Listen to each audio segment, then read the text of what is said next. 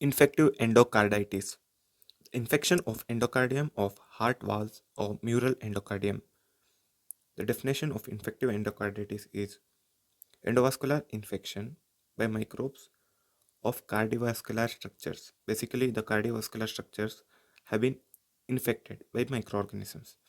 The cardiovascular structures includes heart valves, atrial and ventricular endocardium, large intrathoracic vessels, intracardiac foreign bodies such as prosthetic valve, and pacemaker.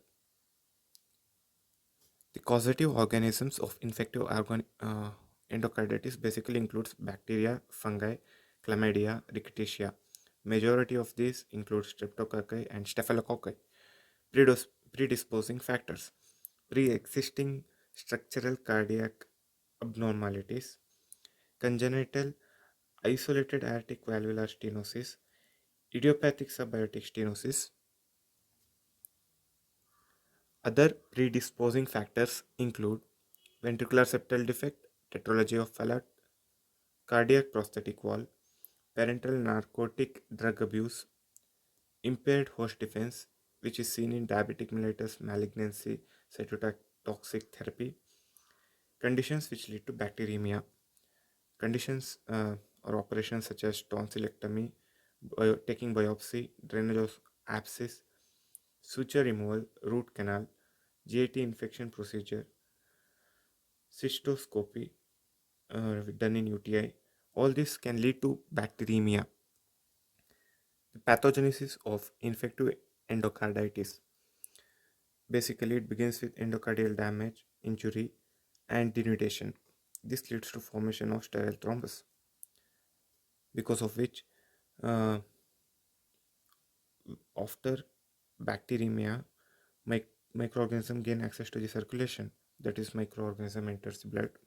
Adherence of microorganism to the vegetation, that is, infection of thrombi, is seen. After which, proliferation of microorganism within the vegetation. The vegetation may detach. This forms infective emboli. This leads to spread of infection to kidney, spleen, brain, other visceral organs. This result in infarction and abscess, because of which there will be deposition of immune complex, that is, antigen antibody immune complex. This produces focal glomerulonephritis, microscopic hematuria, vasculitis of of cerebral vessels. This vasculitis may lead to cerebrovascular abscess, also may lead to perisplenitis.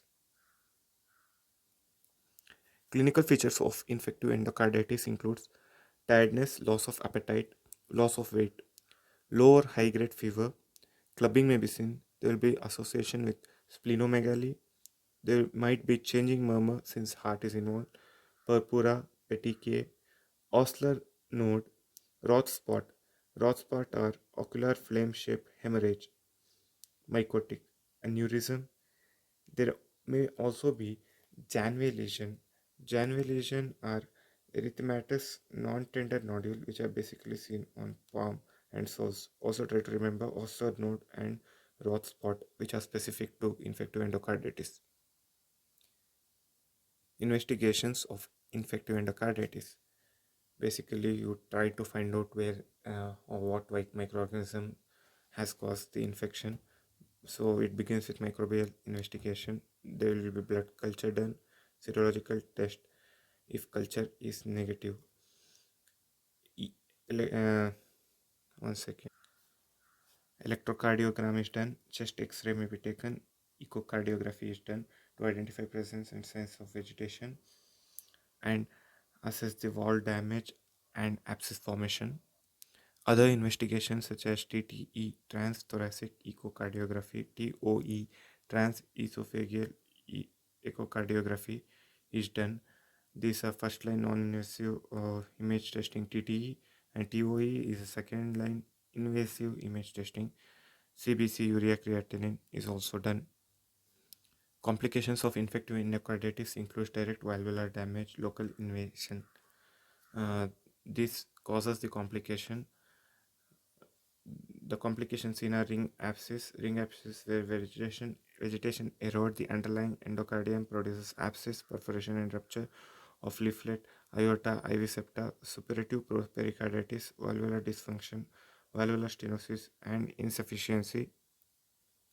This might also lead to heart failure. Next, diagnosis of infective endocarditis. So we basically look at modified Duke's criteria. Modified Duke's criteria, wherein th- there is definitive endocarditis if it satisfies two major plus three minor criteria, or one major plus five minor criteria. Let's look at what are major criteria. Major criteria includes positive blood culture.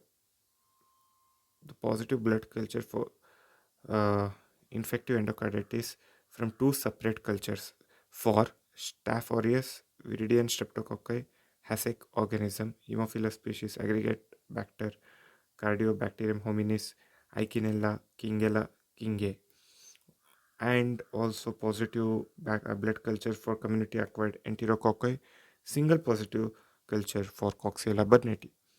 Positive echocardiogram findings for infective endocarditis, such as vegetation in intracardial mass is seen on wall, on supporting structure, on imparted material.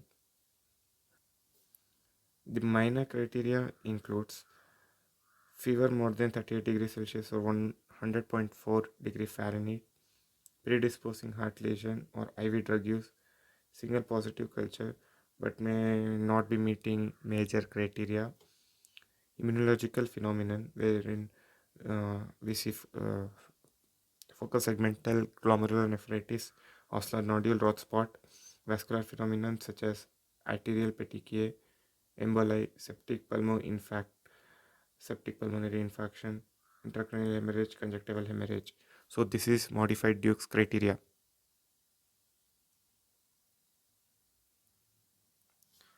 Management of infective endocarditis.